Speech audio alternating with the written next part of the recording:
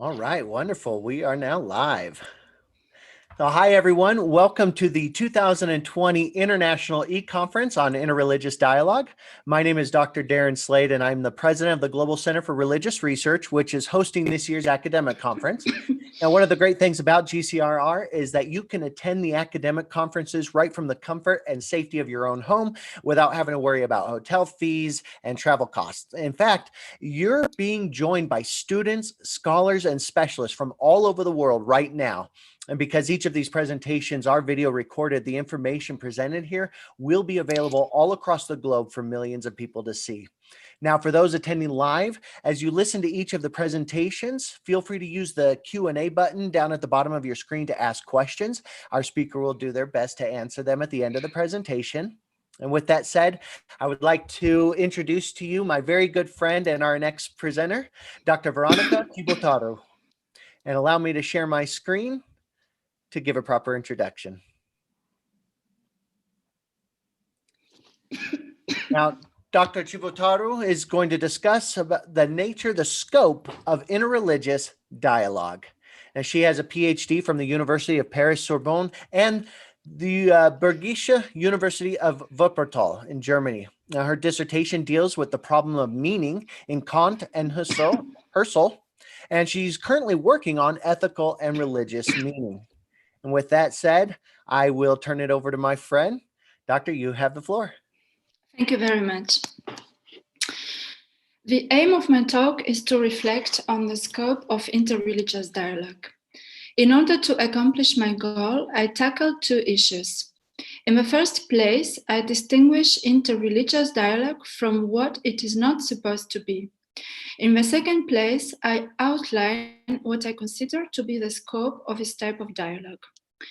In the first part of my presentation, I traced the difference between authentic interreligious dialogue and two inauthentic modalities, a mere comparison of different religions and the plea for a non-violent coexistence between several religions. I will analyze these modalities employing Merleau-Ponty's definition of a dialogue, as it is stated in his Phenomenology of Perception. Using elements of Merleau-Ponty's theory, I present interreligious dialogue as a dialogue from which a common world can arise. The problem with a mere comparison of different religions, even when it entails respect for other religions, is that it does not allow for the creation of a common world. Instead of this, a comparison can transform other religions, in the best case, into an object of curiosity. In the worst case, it can transform other religions into an object of indifference. In the second part of my presentation, I examine how interreligious dialogue can create a common world. This question is paradoxical, since it seems that every religion entails a particular and totalizing vision of the world. If this is the case, the idea of creating a common world would entail also abandoning the perspective of my own religion. Based on Ricoeur's thought, especially on his analysis of the parables of the Gospel, I argue that religion is not a mere ideological framework which varies from one religion to the other. On the contrary, religion appeals to every believer as living in a specific historical and social context.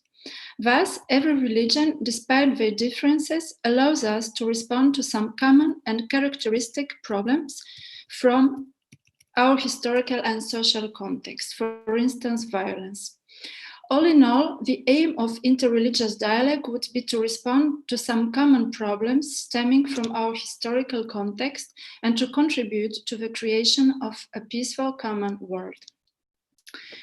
The question of interreligious dialogue, either from a theological or from a daily perspective, has become an issue in recent times.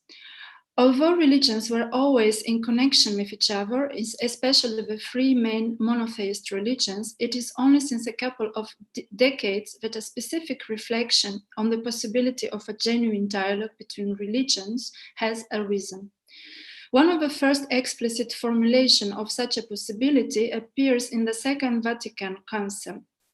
This cancel provoked suspicious reactions among certain non-Christian communities, since it was not clear if this was a mere strategy of Christian proselytism or not. This shows already how problematic the idea of an interreligious dialogue may be. Despite that, it became an increasing issue inside the field of theological studies. In this sense, theologians like Claude Giffray have stated that interreligious dialogue tends to become the horizon of theology of the 21st century. On the other hand, we can observe that the question of interreligious dialogue acquires an increasing importance for our daily life. This importance stems from the growing proximity of different religious communities caused by the movement of globalization. This proximity is not always peaceful, and for this reason, it prompts the reflection on the possibility of a coexistence of these communities in one single geographical, social, or political area. At the same time, this proximity fuels a form of curiosity towards the religion of other communities.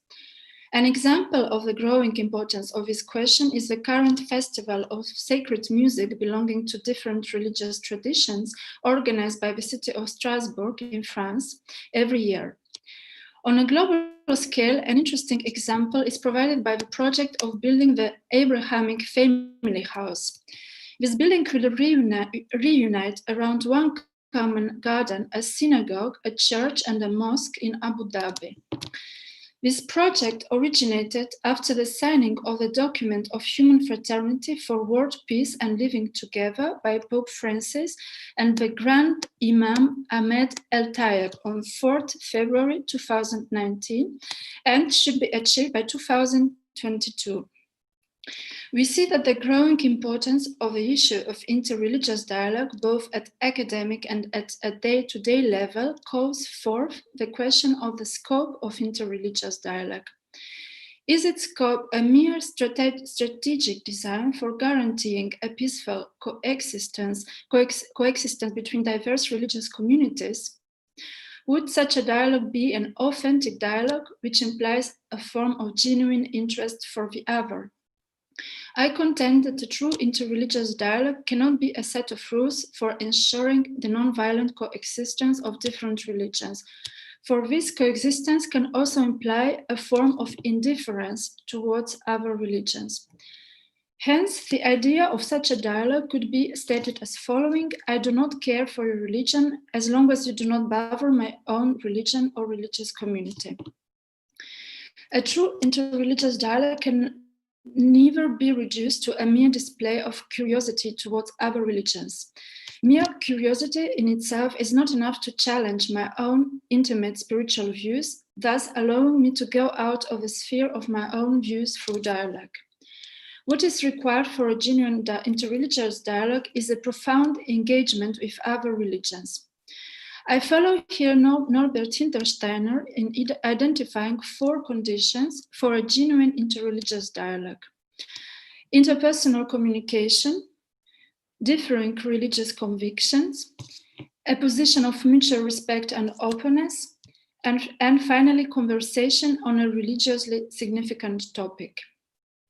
The first condition states that interreligious dialogue takes place, first of all, between several persons of different religious traditions. This means that this is not a dialogue between religions themselves.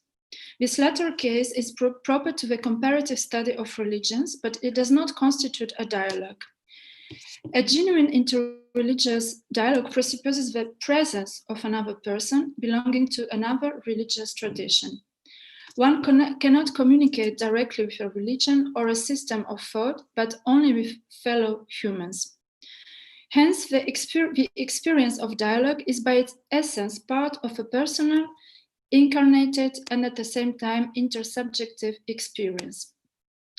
Consequently, I can study other religions from a theoretical point of view, but I can only lead a dialogue with persons from other religious traditions. This involves listening to them and trying to understand their profound spiritual experience, as François Bousquet and Henri de la Hougue are writing. This personal dimension, essential for interreligious dialogue, entails a position of mutual respect and openness between the different persons that are involved in such dialogue. This openness and mutual respect towards each other implies, first of all, the capacity of listening to one another, which Gadamer distinguishes from the mere capacity of understanding the other. It requires the willingness to give the word to the other, even if I do not always fully understand him or agree with him. Secondly, this openness and mutual respect entails the willingness to allow that the other may represent a standpoint that possesses a degree of validity. As James DiCenso considers in his book, Hermeneutics and the Disclosure of Truth. This means that in order to lead a genuine interreligious dialogue, I cannot act and speak as if other persons cannot have any valid standpoint on religious topics. I have to accept the possibility that the other has a valid standpoint on religious topics, even if they belong to other religious traditions. That is why an authentic interreligious dialogue cannot represent the imposition of my own religion to the other.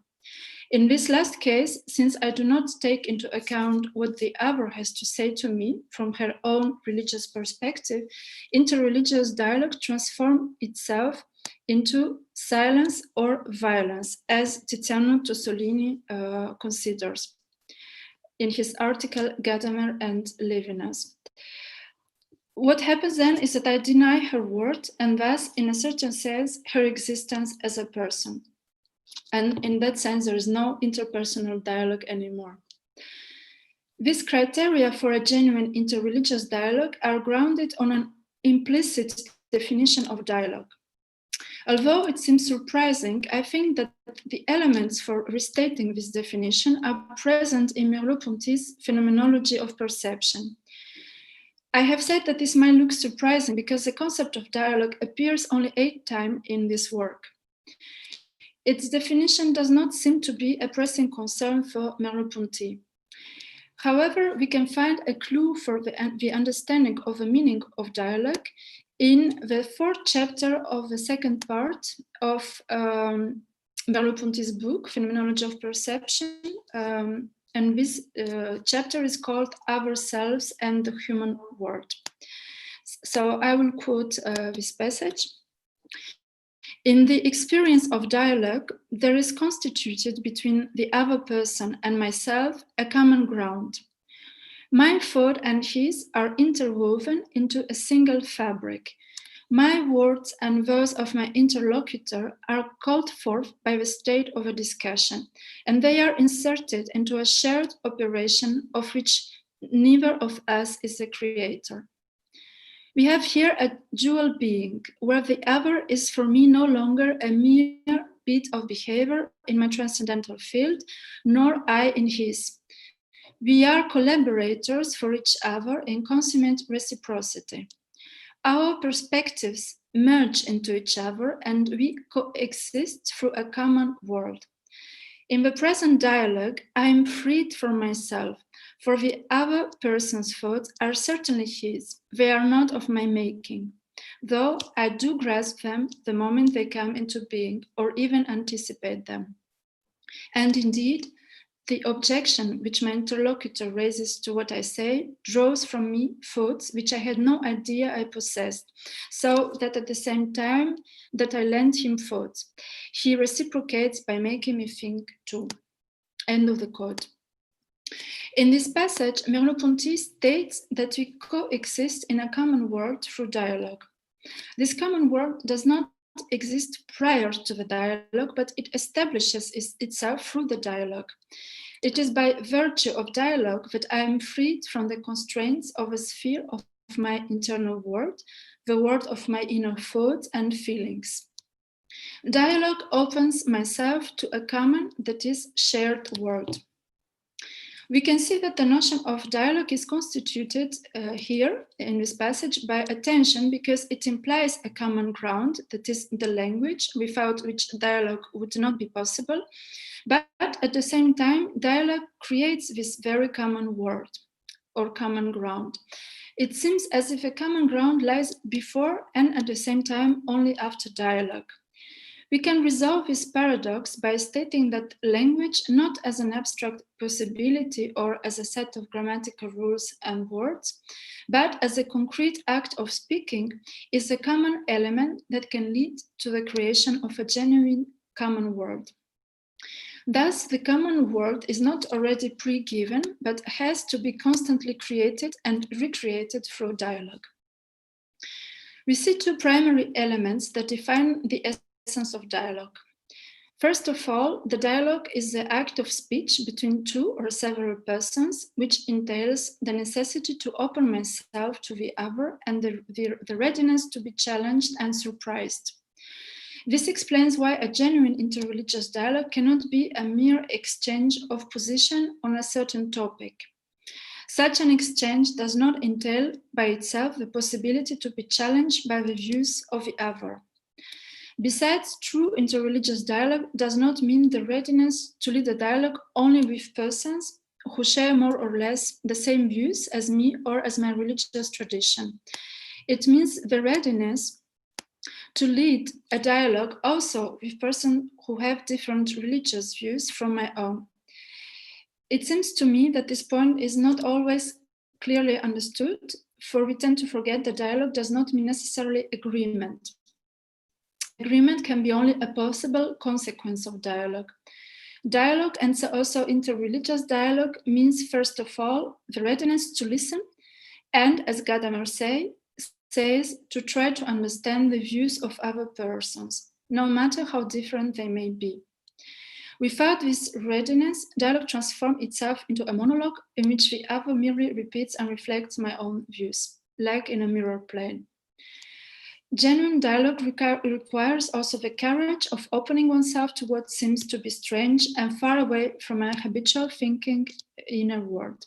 It requires also the courage of taking the risk of not being understood by the other or even denied by her.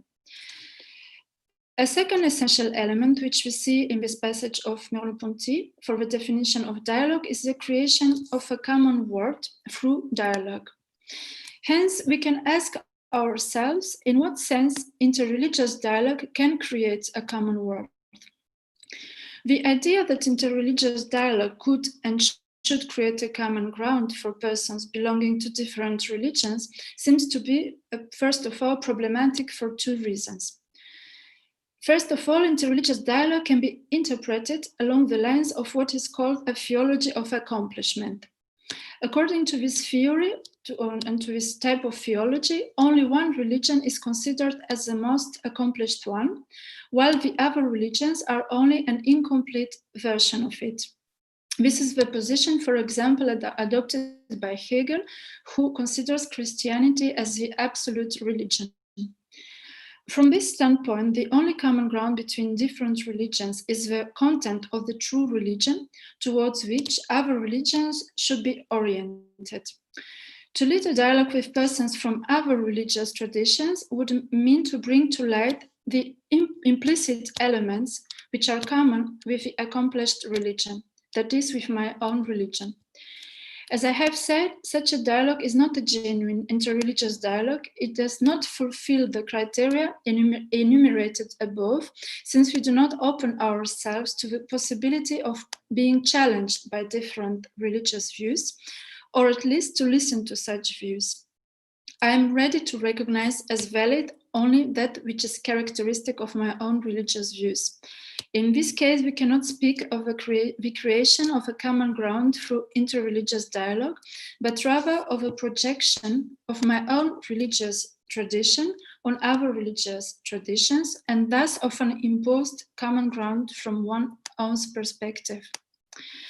A second possible but also problematic interpretation consists in seeing all religions as the contingent and historic manifestations of a single universal religion, which has still to be found, which can be, for example, the rational religion, as we have seen in the previous talk.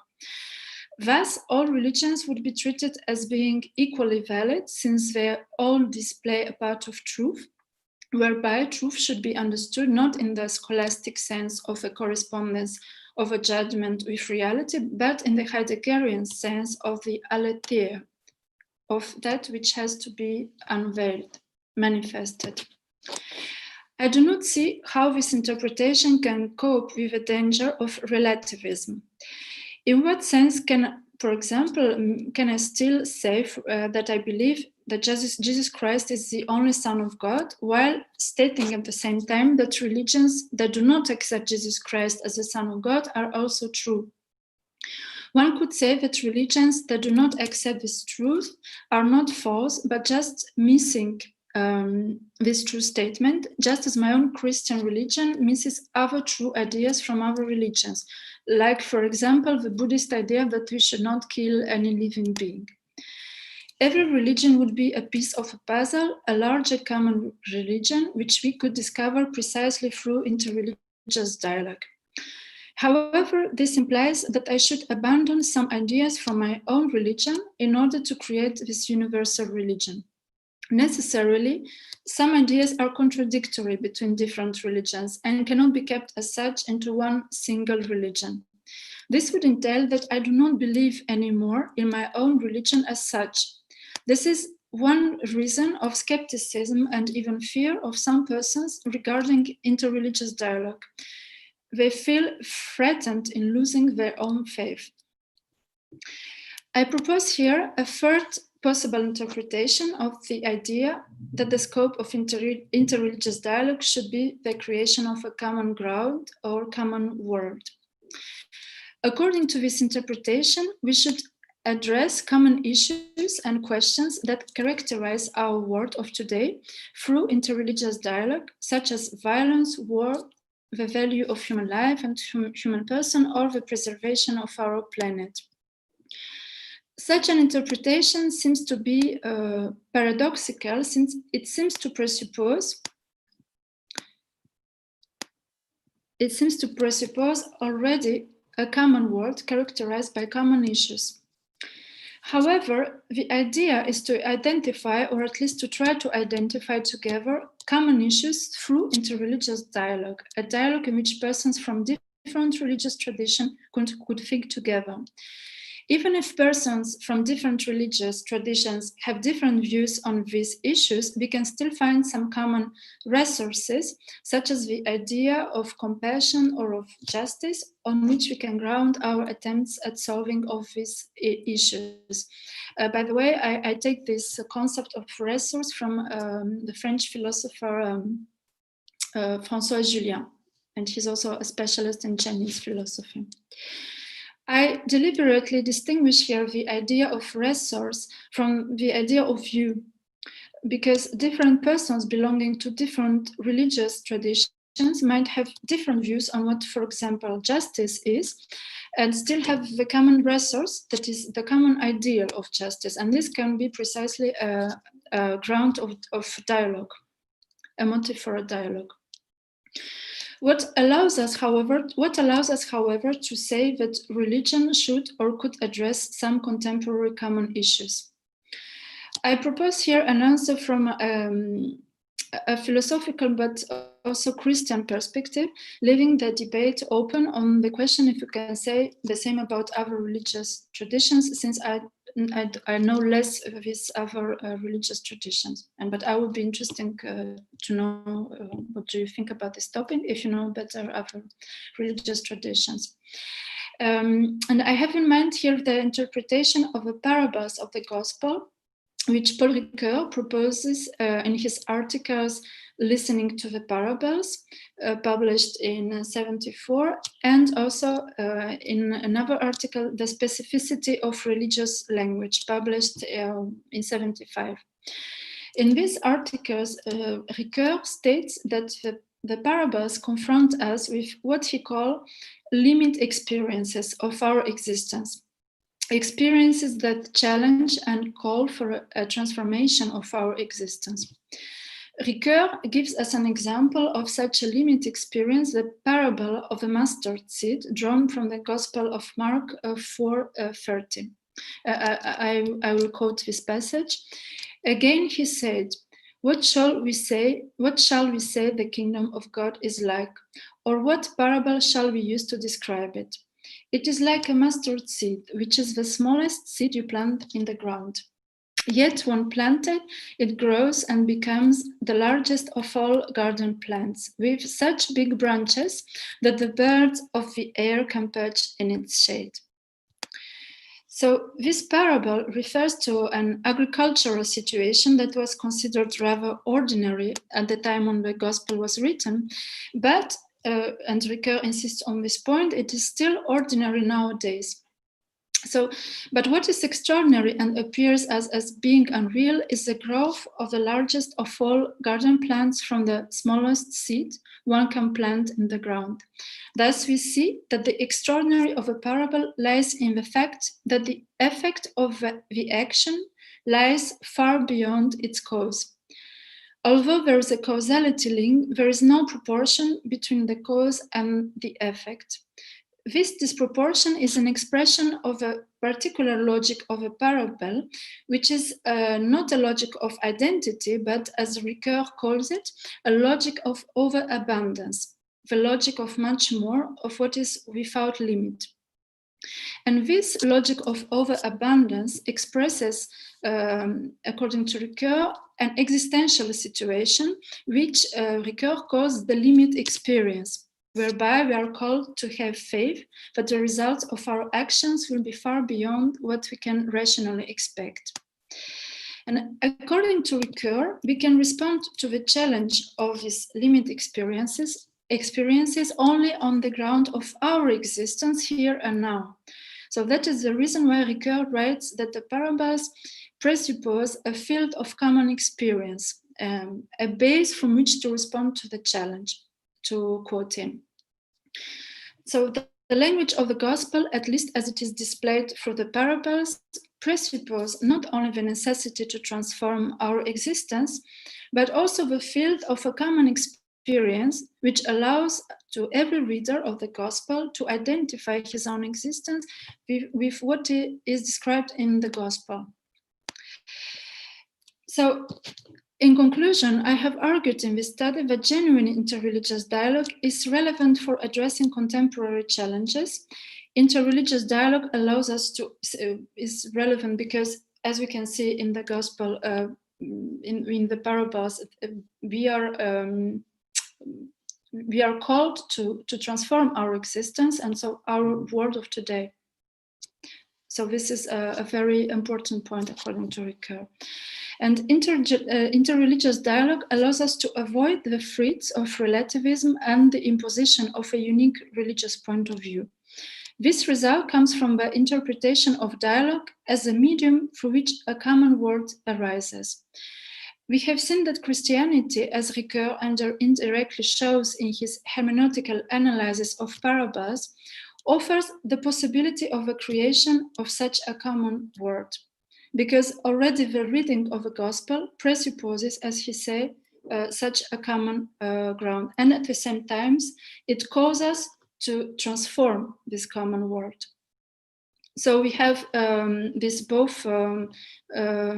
duality, which we found already with Merleau-Ponty. So we have already a common ground, but we are also called to transform this common ground or this common world. Christianity, following Ricoeur, contains the exigence to transform our existence from a field of a common experience.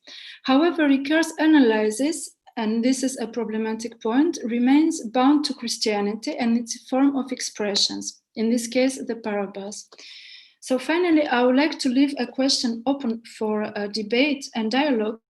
Can we enlarge this idea of a field of common experience, which is presupposed in the reading of sacred text, to other religions? So can we find in other religions something like like the parable in Christianity, which presuppose a common ground, but which also calls us to transform our existence in this world nowadays. If this is the case, we would be able to discern a common field from which we could grasp common challenges for our existence here and now in a world that we share with everyone. Thank you very much. Absolutely wonderful. And I love the question at the end because it gives us some more depth and more complexities and more nuance. And that's what's great about your presentation is what you're describing, what you're talking about. What is the scope of interreligious dialogue is oftentimes overlooked. It's actually not really discussed very much, right? We like to have this idyllic version that you can just engage in a conversation with somebody, but that's not really the essence of it. That's not always that's not the totality of it. What I especially love about your presentation is your discussion on relativism and the dangers of it. When we start going around saying, well, interreligious dialogue is just us exchanging what my truth is and what your truth is, that's not exactly it. And sometimes some people's truth is just flat out wrong or dangerous and harmful. And we shouldn't necessarily be listening to that or tolerating it. Would you agree to that? Yes, absolutely. And I think this is a challenge, but also a threat for this dialogue itself, because it can discredit at the end the interreligious dialogue. So I know, for example, because I was for a long time I didn't understand why some people were just allergic to the idea of an interreligious dialogue, and I came to understand that relativism is one of the problems for them. So this is one problem, is that it discredits at the end the idea it's in itself of an interreligious dialogue. But indeed, from my observation, at least in Europe, I don't know how it is in the United States, I've seen, I see that very often, for example, in the medias, we, how to say, we confuse tolerance and openness to other cultures, finally, with a form of relativism. For example, we don't say anything about a situation when women in some cultures or some religious contexts are mistreated, because it is their religion, their culture, so we have to respect it, and we will not say anything. So yes, but then, of course, I think this is something that is obvious, perhaps for you and me, but I think it is still a very complicated theoretical problem, because if you define dialogue as the idea that you do not impose your own perspective to the other, you're open to his ideas, to his views, but at the same time, somehow you impose a certain criteria. For example, the idea that women cannot be mistreated, and then how then to combine these two, these two dimensions or two elements. So I think it is very difficult, even if it seems obvious. Yeah, and that's exactly the problem too. And one of the reasons why we're having this conference in the first place is interreligious dialogue can break down very quickly, and it can become so hard and difficult simply because we have contradictory viewpoints and contradictory worldviews. And it's hard not to fall into this trap of, well, I'm trying to convince you to come over to my side. Would you agree then that the essence of interreligious dialogue is to one, give voice to the other, and Yes. two, to find common ground so that we can maybe work together and collaborate together? Is that basically the essence of it? Yes, this is exactly the idea which I'm defending. That as Gadamer already says, that you have first to give. What does it mean to give the word to the other? Is already to listen to this person, and even if you don't agree perhaps with this person, so it is not always easy. Then the dialogue. This is also important.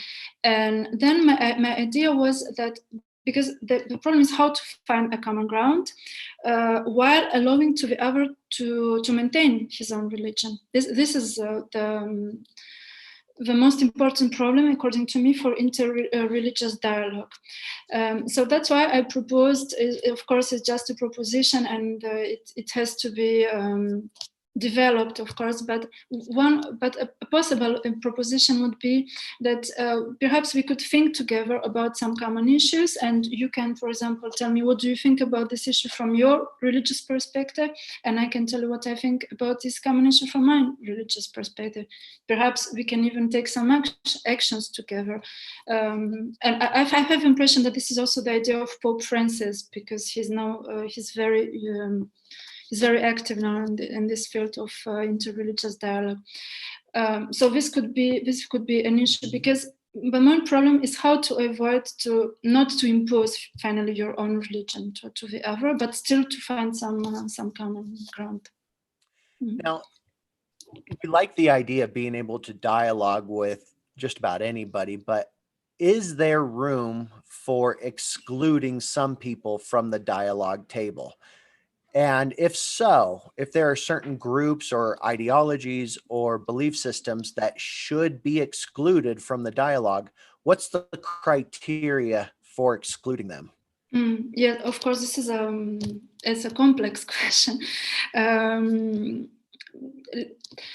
I would say that one of the criteria is, or let's say it like this, perhaps that we could, for example, I don't know personally if there were already theorized some set of rules of dialogue for interreligious dialogue. So not for dialogue in general, but for interreligious dialogue.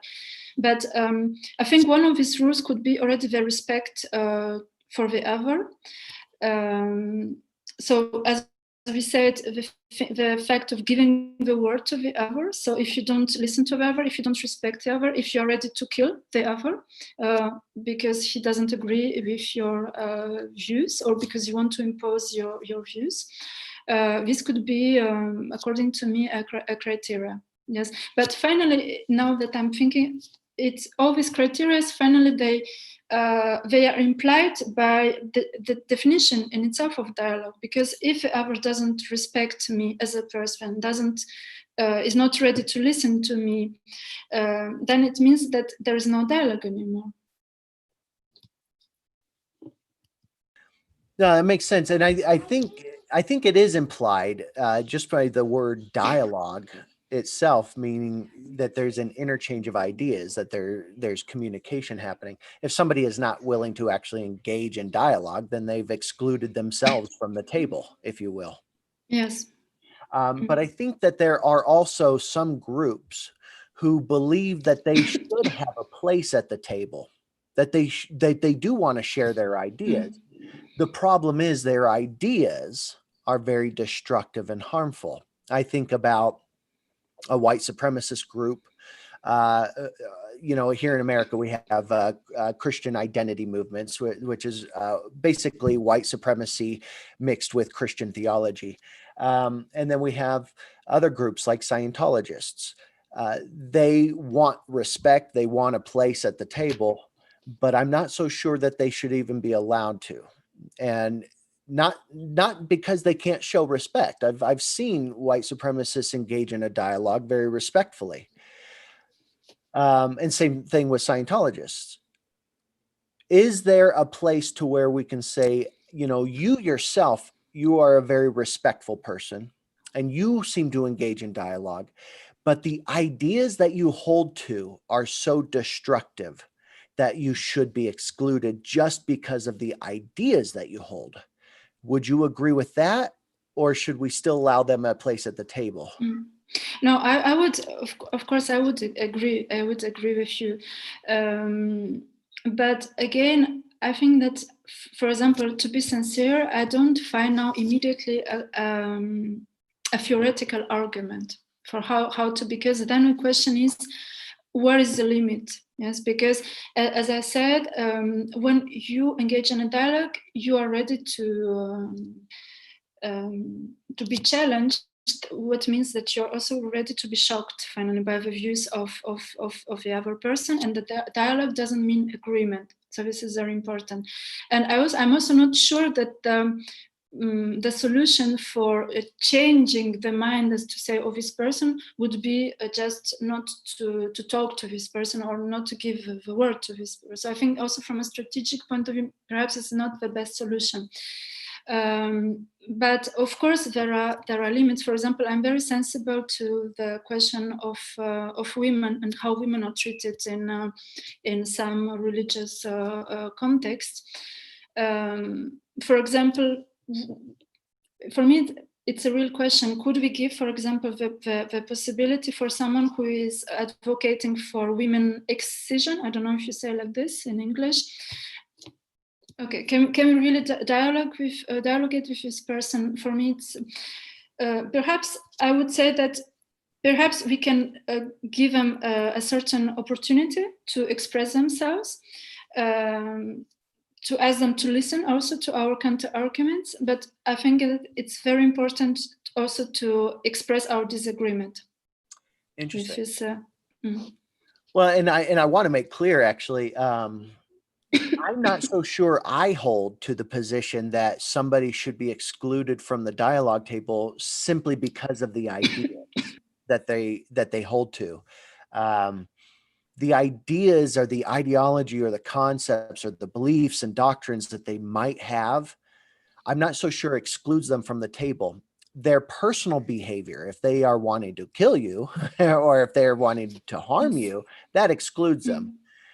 But just holding ideas, I'm not so sure that excludes them from the table. And the reason I say that is because if we automatically exclude them from the table, then there may not be a chance to, one, empathize and understand where they're coming from and maybe why the ideas are there in the first place. But two, we might be missing an opportunity to change their minds or to challenge them, right? Yes. But at the same time, and this is really a complicated issue, according to me, because at the same time, if you give them the word, it is also a way of legitimizing what they are saying. And also perhaps to spread their word and their message, even if you don't agree with them. And so, yes, I think perhaps the solution would be to ask these persons to give arguments.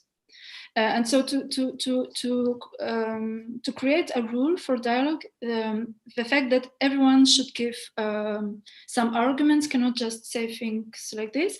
And I think that then perhaps it would be much difficult, because it is not so easy, I think, to give rational arguments for mistreating women in religion.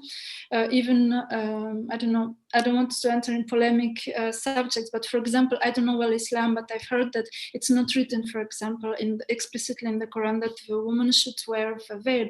So then when people maybe are forced to give arguments, maybe that they will be less, how to say, less, it will be less easy for them to say things which are very polemic. Perhaps it could be a solution. Yeah, and I like it.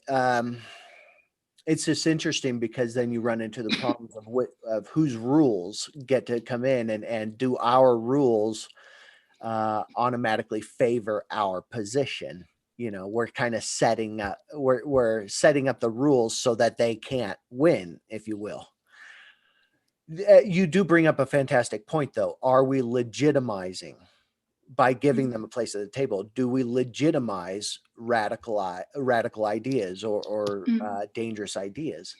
But it's also interesting because I think while we love the idea of dialoguing with people, we also And we love the idea of being challenged. We like to say this. We like to say that we're willing to be challenged. But it's been my experience that that's really not the case. People simply don't want to be offended. And I think an essential part of interreligious dialogue is the possibility and giving the opportunity to be offended in many ways. Um, so you bring up female circumcision as an example.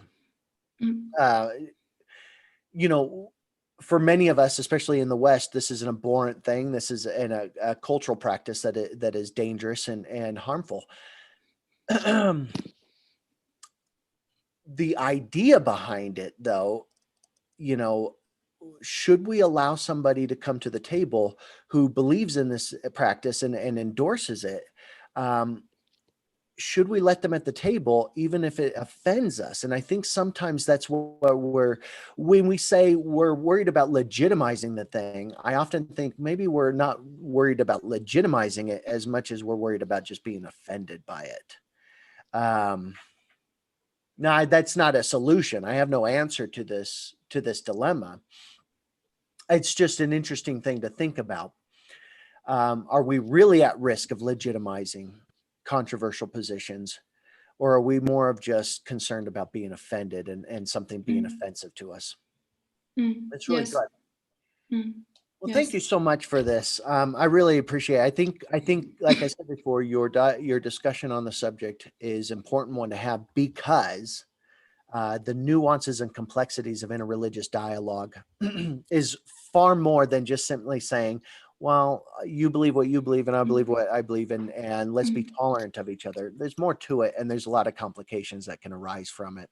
So, thank you so much for this presentation. And I want to say thank you to everybody who attended and asked their questions. And thank you so much for coming out and supporting us. Doctor, I will give you. Yes, thank you. Thank you very much. I was very glad to participate in this conference, and I hope that there will be